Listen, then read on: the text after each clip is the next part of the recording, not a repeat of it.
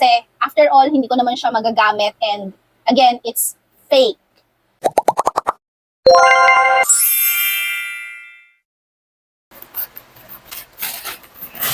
Charan! Ano to? Okay, from Hati Diary. Ayan. Charan! Small lang yung binili ko, guys. Small to medium. Usually kasi pag damit, ano na ako, nagla-large na ako, medium to large. Pero yung binili ko dito kay Hati Diary na damit, yung bodysuit nila, is small to medium lang. Based sa mga review ha, kasya pa din to hanggang large. Well, hindi ko muna siya isusuot. Mamaya ko na lang siya isusukat. So, ayan siya. Naka-sale ko din to nabili. Ang original price ito is 300 plus. Pero nasa 200 something ko lang siya nabili. Ito, ano to? Ay, nako, Zay! Okay. The original Lucas Papaw. Alam niyo ba guys, nabudol ako before. May isi-share lang ako sa inyo very, very light. Meron kasing, Lucas Papaw na binibenta dito sa TikTok, nasa 159 pesos lang siya. Mas malaki siya kaysa dito actually. Tapos, lahat ng karakteristik niya, pag sinearch mo sa Google, fake talaga siya.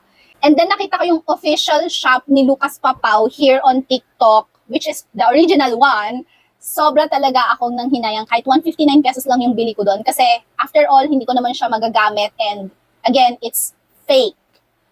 So, kung gusto niyo yung original na link ng Lucas Papaw, i-comment nyo na lang. Kasi ito, original na to. Sure na ako.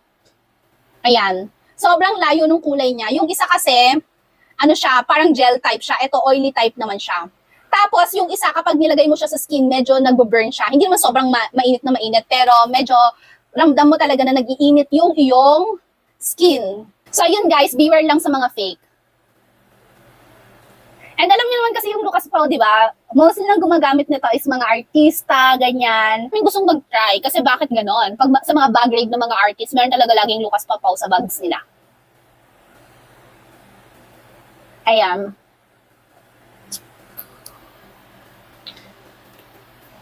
Ito guys, yung ating next one. Tcharan! Sobrang uso nito ngayon, no? Yung mga ganitong product dito sa TikTok. Oh! Okay.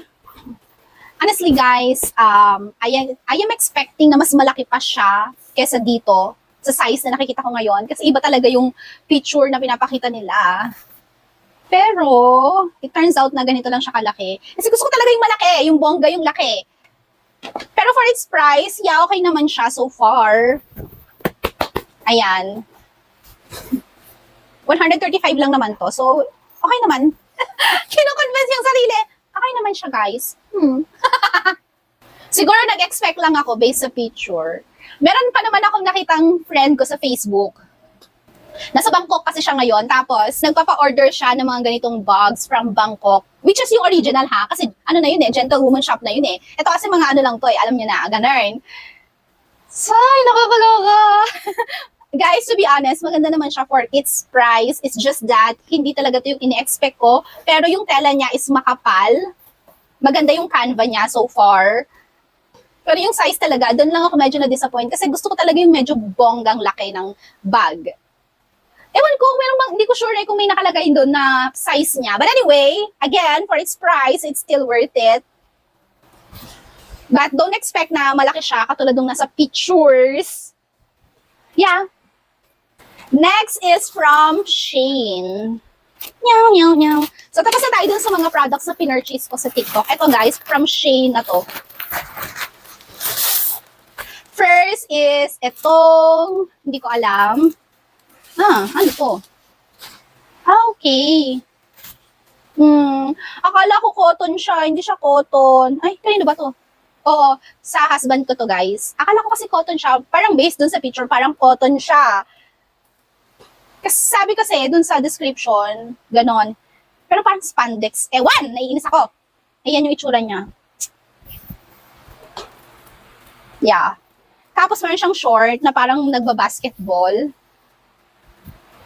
So, okay na din. Parang hindi na masaya sa mga ina-unbox, no? Next is... Okay. Oh, parang ang laki nito. Gosh. Ano to? Skirts. Tama ba? Skirts. Ayan. Yung loob niya. Short siya. Parang maluwag siya sa akin. I don't know. Sunod ay, ito. Beach short siya. Actually, hindi ganito yung kulay niya sa sa picture kay Shein. I don't know bakit ganito yung kulay niya pagdating sa akin. Okay. Next. Okay. Oh, ang nipis niya pala. Ang daming reklamo! Ayan siya. So, meron tayong pabakuna day. Ganito siya, B. Papakita ko na lang sa inyo, again, kapag nasuot ko na sila. Hopefully, maganda yung fit sa akin. Next ay ito. Skirts. Ano ba? Skirts din siya, guys. Ay, hindi pala, short lang pala to. Hala, para ang lalaki nila. Hopefully, kasha. Ayan. What else? This one.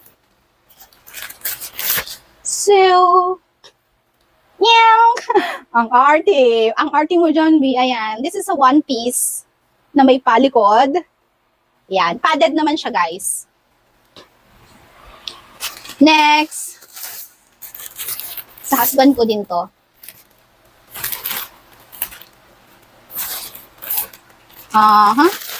Ayan. Uy, ang ganda ng tela nito. Feeling ko ito yung pinakagusto ko sa lahat ng na-purchase ko dito. Ayan. Super cutie. Very minimalist lang. Ang ganda ng tela, in fairness.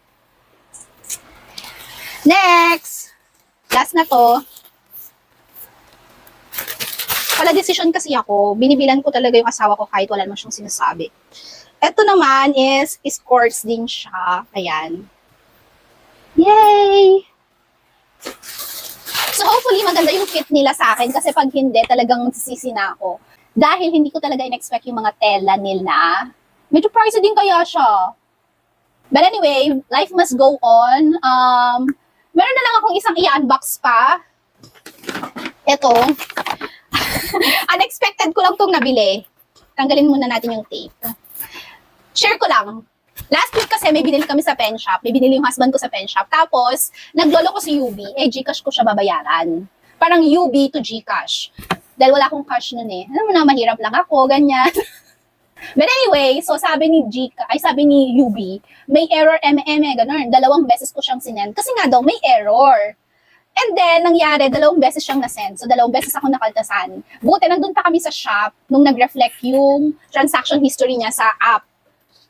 So, ayun na nga, wala na akong choice kundi bumili na lang din ng item na medyo sasakto dun sa price na nasobra. It is because kapag ni-reverse pa daw, aabot pa ng 1 week. Parang babalikan mo pa siya. And for approval pa siya. Okay, sige na nga, naghanap-hanap na lang ako ng product na medyo papasok dun sa presyo. Actually, kulang pa ng piso, pero okay na ako yun kesa maghintay pa ako ng 1 week. So, ito na yung nabili ko. Bumili lang ako nitong slapper. Slapper? Ayan. 300 plus lang yata ito eh. 379 siya. Ito. Ito yung mga gusto kong kulay, mga green, ayan. Malambot naman siya. And of course, tinry ko naman siya bago ko siya bilhin. And so far, kaya naman ng paa.